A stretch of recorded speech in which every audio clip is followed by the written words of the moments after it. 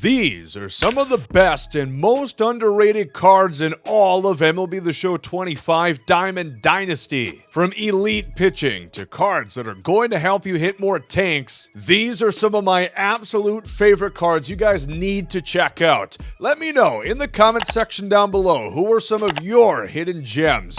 Leave a like if you guys do enjoy the content. As always, subscribe to the channel, and let's go. Now, the first guy that I want to talk about is Pettit. This card is phenomenal. On both occasions, both ranked seasons, he's the guy who punched my ticket into clinching the World Series. But not only that, he also threw a complete game shutout on both occasions. The card is great. He's got 83 hit 9, 75 K9, 95 BB9 for me at parallel 3. His pitch mix, I love it. 4-seam, cutter, 12-6 curveball, circle changeup, and a sinker. Now, he does not have tons of velocity, but that kind of works in his favor because he is a control-first pitcher. I've talked about it before. The two big determinants in your par size, your perfect accuracy region, is 1, velocity, and 2, BB9, your walk rate attribute. He is very accurate, and that cutter makes him so damn good.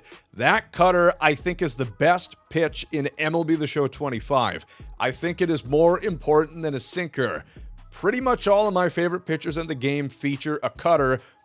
It is just so good, especially with a guy like Pettit. He can put it on the black or even a little out of the zone to make your opponent chase and really get them off of squaring it up. The cutter is so effective because it sort of acts like a bit of an off-speed fastball. For most pitchers, besides like an Emmanuel Clase, the cutter is going to go a couple miles an hour under your 4-seamer, under your sinker, even if you have it, and it really keeps them off the faster fastballs, and you can surprise them with a little backdoor cutter here and there. And when you've got the kind of accuracy, the amount of control that Pettit has, couple that with a sinker, a good changeup, he is very tough. Where we are now in MLB The Show, where most teams are just full of switch hitters, Pettit, I still feel in the driver's seat. I still feel like I'm in command when they've got a switch hitter or a right-handed batter up, because that cutter, I can get it exactly where I want it to be. That sinker, I can also put in the exact same place, and it will be accurate. I can tunnel those two pitches together at pretty much the exact same spot and really help keep my opponents off of it. Pettit does not get many strikeouts at all for me, but he pitches deep into games, and he forces soft hit contact inning after inning after inning. He is probably my favorite pitcher in the game that is not named Roger Clemens. Now, he does go for a little bit. He was a Battle Royale Flawless Reward, I think, about a month back, and his price has dropped for a little bit. I think I got him at $60,000, which I was not complaining when I bought him at that, and I don't think $44,000. It's a little bit pumped up with the ensuing Legend and Flashback collection this week. I think it's a good price. If you've got it, try him out. Another starting pitcher that I absolutely adore this year is Logan Webb. No surprise to me, 22, 23, 24, I've gotten a parallel 5 Logan Webb card. And I think this year is going to mark the 4th straight year of a Superfractor Logan Webb within my rotation. He is really very similar to Pettit. He's just a righty, and the 12-6 curve gets swapped for a sweeper, which in my opinion is an upgrade. Their makeup, their hit K and BB9 is almost identical.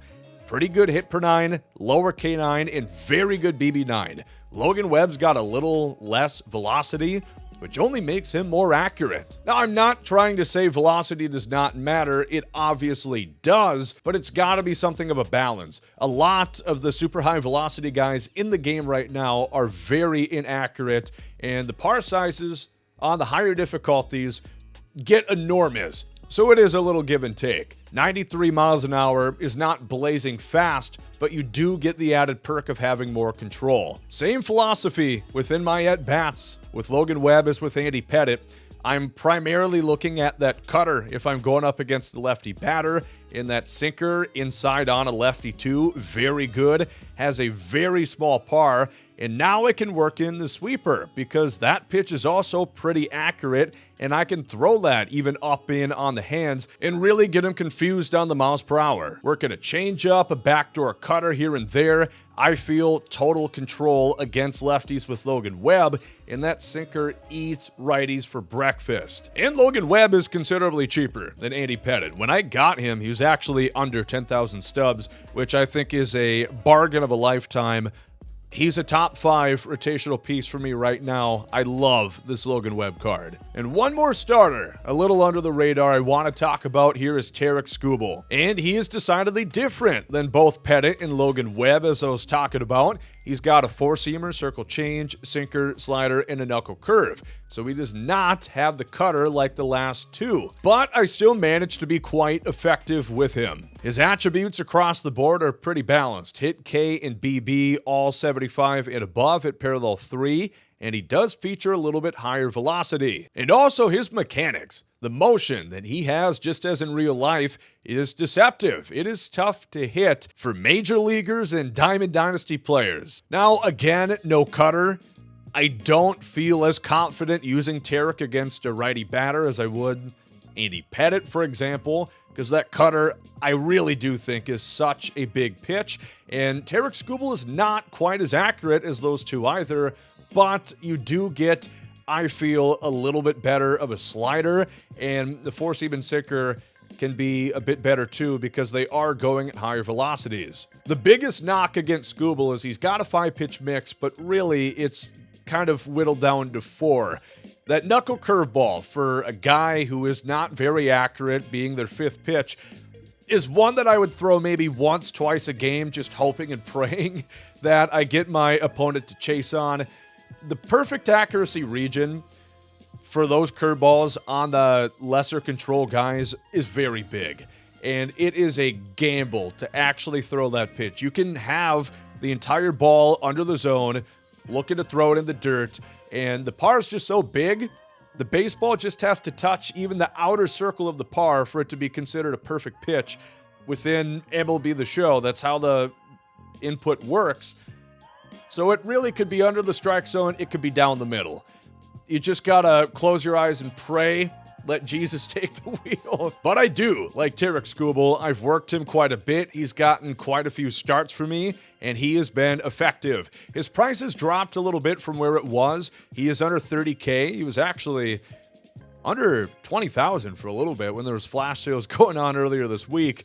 But I think he's a solid bet, and every 5th day, he gets inside edge. He's going to be even better. Let's talk about some bullpen arms, and none for me have been better than Raleigh Fingers. Year in and year out, Raleigh has been my king within the arm barn. He is just so good, so consistent no matter what card or what year it is. The pitch mix is pretty much virtually the same each edition of him. Sinker, slider, forkball, and a 4-seam. And the per 9s are great. 88 hit 9, 87 K per 9, 91 BB 9, 114 pitching clutch. Really just tremendous across the board. He is a higher control guy. Again, I don't get many strikeouts, but he is really good once again at forcing the soft contact. The sinker, so easy to command, so tight of a pinpoint. The forkball, I'll just toss that up in the strike zone sometime. He's got such great command with that pitch. He can throw it all over the strike zone with success, and it is such a mile-per-hour drop-off compared to the 4-seam or the sinker.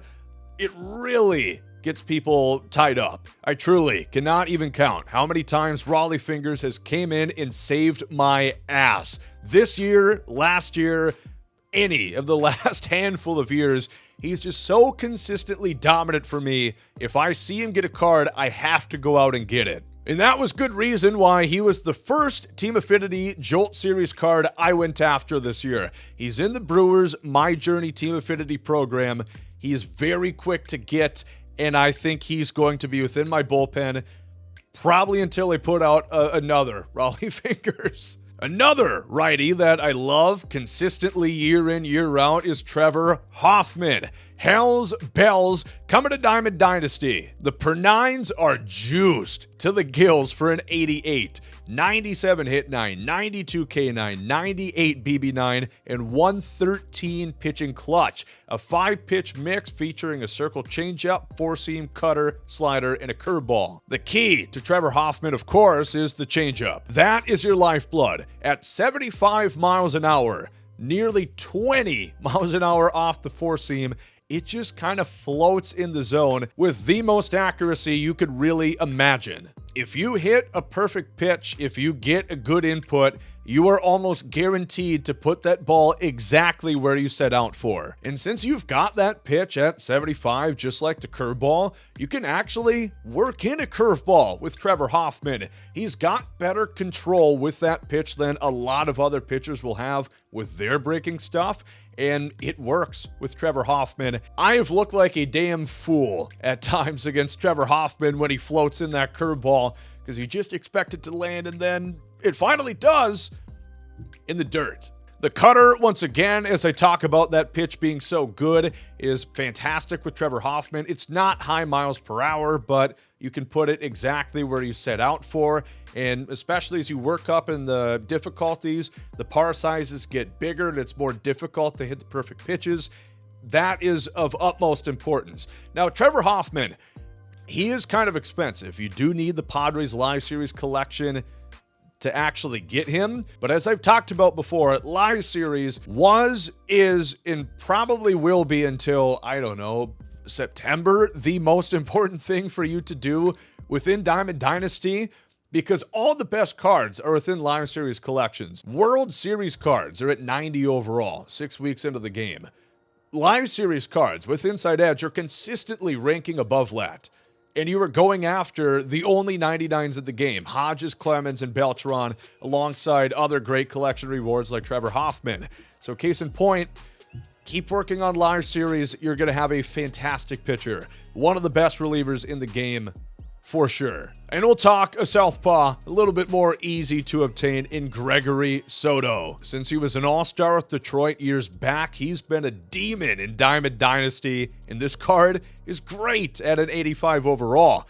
100 hit 9, 88 K9, 78 BB9, 96 pitch clutch, and the pitch mix is pretty fantastic. A sinker, slider, 4-seam sweeper, and a cutter. Now, if I had to nitpick, I absolutely would like to include a changeup there somewhere. My ideal pitch mix, I think you want sinker-cutter combo. You want either a splitter or a changeup of some variety, probably a slider, and probably a 4-seam or 2, 3 fastballs, even 4 fastballs with the splitter. It can be difficult then. That's like the Ohtani pitch mix, and he has poor control.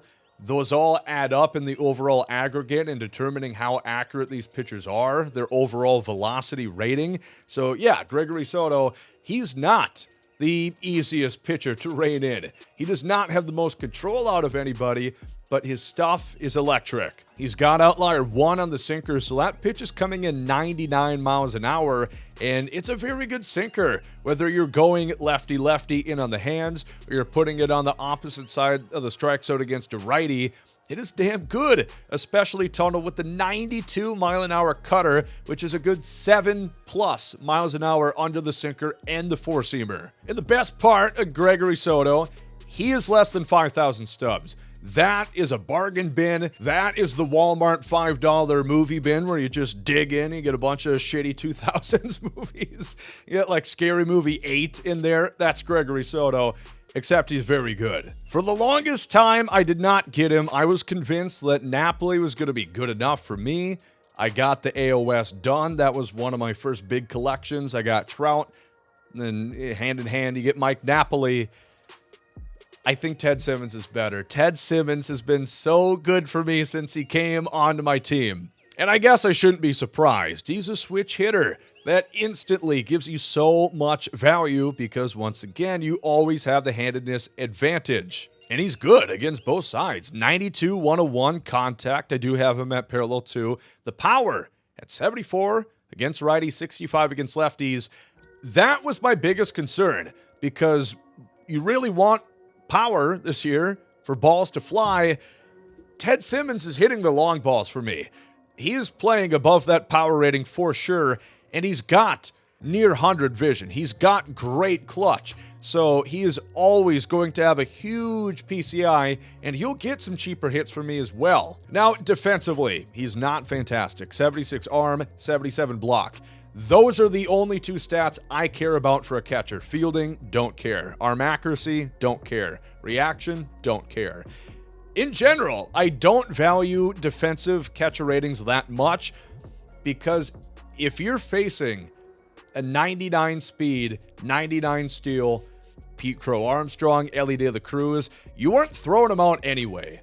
And those are the guys that if people are going to steal, those are the guys they're going to run with. So it doesn't matter if you have Ted Simmons or if you have prime Yadier Molina, they're going to get that base. There's not much you can do about it. So I'd rather just have somebody who can hit, and he's got 62 speed. For the billionth time, I will say, and I will preach, speed is an offensive attribute. Use David Ortiz and tell me I'm wrong. Now, once again, unfortunately, Ted Simmons is not the most readily available card. You do have to get the Cubs, the Pirates, the Reds, the Brewers, and the Cardinals Live Series collections, which the Cardinals, pretty easy. The Reds and Brewers, pretty easy as well. Ellie De La Cruz is now about 10K. He's really shot down in price.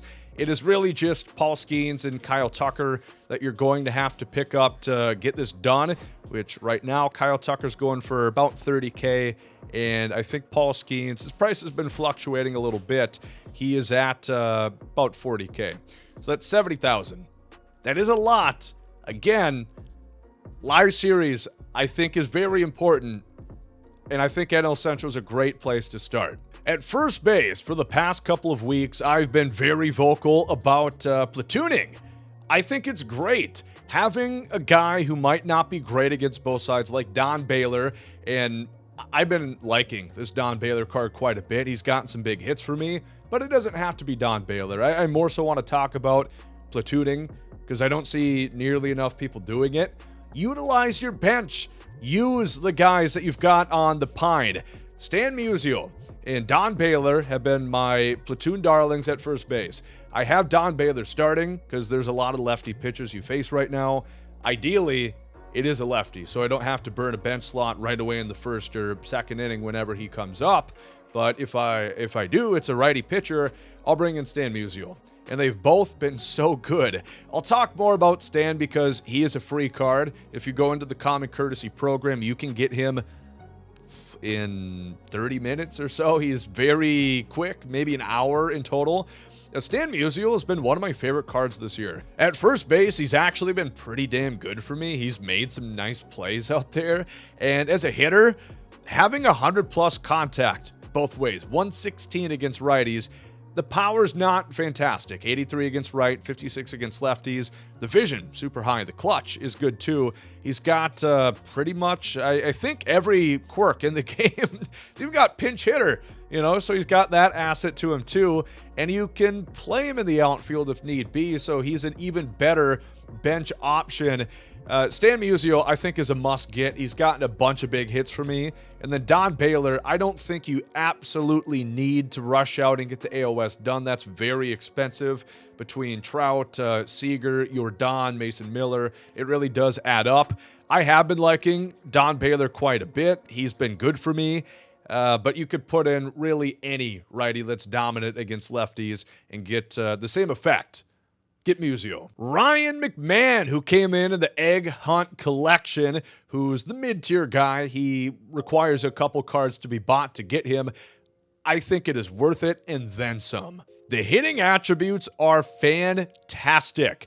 90+ contact both ways, 99 against lefties. I do have him parallel too. The power is great against both righties and lefties. The clutch is above 90. The vision is really the only knock against him offensively. The fielding, I can get him to have Diamond Shield defense at third or second base, which is excellent. It is so good. He's got one of the best swings in the game. I absolutely love hitting with Ryan McMahon. I think it was back in MLB The Show 21. He got that fantastic Tops Now card where a lot of people learned the name of Ryan McMahon, and he's still controlling the Diamond Dynasty streets even a couple years later. For a while, I was on a stretch of about 6 straight perfects. He's got one of those swings which makes it very easy to time up the ball, and he's got good contact too, so that really helps make your job a lot easier, alongside having the power to hit tanks. Now, like I said, he's in the Egg Hunt collection. You need 18 cards to get him, and you do get 8 for free. 7 you get from the program and Diamond Quest and the Conquest and Pete Crow. That's 8 cards already. A lot of these cards go for nothing. Joe Torre is under 2,000 stubs. Duke Schneider is going for under 2,000 stubs. So if you get a couple more, you can get Ryan McMahon. Whether at third base, second base, he's going to play for you for a long time. I gotta talk Leo DeVries. Now, he is supercharged right now. He hit for the cycle. 2 homers, 8 RBIs the other day. He's going to be really good. I'm very excited for him. Now, he's not always going to be as good as he is right now, but definitely go out and get him right now. Shortstop is a thinner position at the moment, and Leo DeVries is a 5-tool phenomenon. Contact, he's got it. Power, especially against lefties, checks that box. He's good defender at short, can play second base too, and he's got 80+ speed. A switch hitter that can hit both sides very well with a great swing and 5-tool attributes. Oh, and I mentioned he's free. To get Leo DeVries, if you have the Spring Breakout program completed, you're going to get pretty much most of the cards necessary for the collection that he is in. There's 10 cards to get, and you do have to play the Spring Breakout Showdown, I believe, 4 times, which I know is kind of a drawback for some people, and a big reason why he does not have quite as much use as you would expect a card like this. 35,000 green parallels is tiny compared to what you would expect from a card like this. The showdowns can eat some time having to do it 4 times, but I think the card, supercharge or not, is worth it. I love the Leo DeVries. We talked about one guy from the Egg Hunt collection. Let's talk about another, Pete Crow Armstrong. The free one, he is so fun. I mean, what else do you need to say? 99 steal, 99 speed, 99 reaction, 99 accuracy, 99 arm, 99 fielding, 99 bunt. That is worth a roster spot alone. There are plays that Pete Crow makes that no other player in the game, and I feel confident saying that, would get to. With the reaction he's got, the speed, I don't think there's any other 99 reaction, 99 speed players in the game. With how the new reaction system works this year, 99 reaction guarantees the best possible jump every single time. It is not possible for them not to get a perfect jump. Combine that with maxed arm, max fielding, all the hitting stuff is just an added bonus. It's a small sample, but so far, not bad. 5 for 10, a home run, and a triple. That's pretty good stuff. He is probably not going to be very good against lefties. With 45 power, there's just only so much you can do with that, especially playing lefty-lefty. He has no quirks. But put him at the end of your lineup. Have him hit 9th. Have him roam center field. Have him make these plays that no other center fielder, no outfielder is going to make. And if you can wind up hitting 250, 300 with him, that is just all that much better. And like I mentioned, you only need 7 cards. If you play the program, you're already going to have, I believe, 4 cards out of the 7 needed. And then there's 2 you can get from Diamond Quest, Ricky Henderson and Lucas Ursig, and Anthony Volpe from Conquest. And if you didn't want to play Diamond Quest, you could, again, just go buy one of the cheap guys like Tony Oliva, Duke Schneider, Joe Torre. It's going to cost you like $6,000. And I think it is absolutely worth it. This entire video I've been waiting to gush about Tim Raines. This card, he shot up my list. He might be my favorite card in the game at the moment right now. Not quite to the same extent as Pete Crow, but he is so good in the field. Again, he's got the maxed out speed at parallel 4 for me right now. In the reaction, the fielding rating, he is a damn platinum glover in left field. The card is really just absurd. The contact is excellent. Top class, 104, 110 against righties and lefties. 92 vision, 98 clutch. He's got massive PCIs, and with that kind of speed, you're going to beat a lot of stuff out.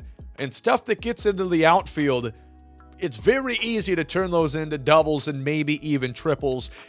I don't know how I've hit this well with Tim Raines so far. This is a bit of a hodgepodge. Some was in events. A lot of it was in ranked seasons. I think there was like 2 games of moonshot added in there.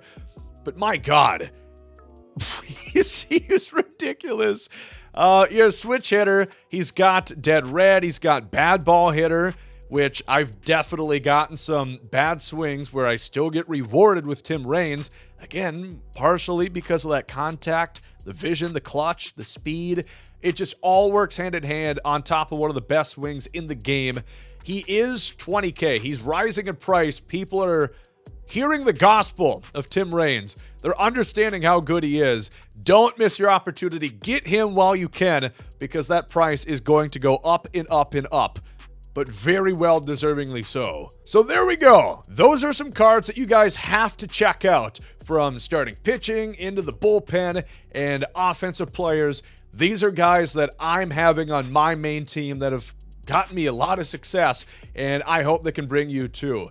A little bit more under the radar. Some are a bit pricey, but I try to keep a lot of them within reason. I don't think anybody I talked about here is anything over 100K. Besides Ted Simmons and Trevor Hoffman, who are Live Series Collection rewards, I think all are well under 50K. So those are cards I highly recommend. Again, I want to hear who you guys have been loving so far. Who do you recommend? Who are some gems that are a little bit underrated as far as Diamond Dynasty goes? And let me know if you guys enjoy this kind of video. I want more gameplay to be out there, but I also want to put my own spin on it. Educational and fun. Thank you guys for watching.